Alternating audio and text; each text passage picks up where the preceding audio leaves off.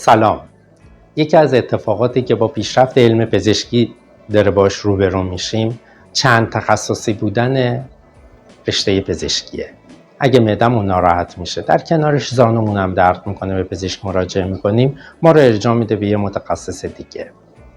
در حالی که علم امروز نگاهش بر اینه که اگر یه بیماری داره اتفاق میفته، این بیماری میتونه علل مختلف داشته باشه، یک علت نداره. عوامل ژنتیکی هست، خانوادگی هست، تغذیه، سطح فعالیت فیزیکی، حتی اختلالات هورمونی، نوع در واقع عوامل متابولیک داخل بدن، همه تاثیر میذاره تو ایجاد یه بیماری.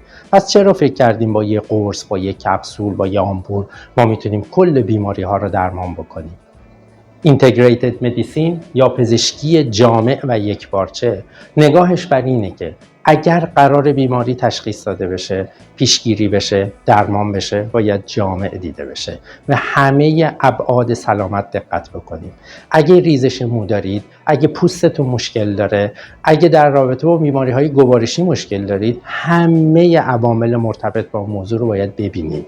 نمیتونیم بدون توجه به روان فرد، ژنتیک فرد، تغذیه فرد فقط با 4 تا قرص و پماد و کپسول درمان بکنیم.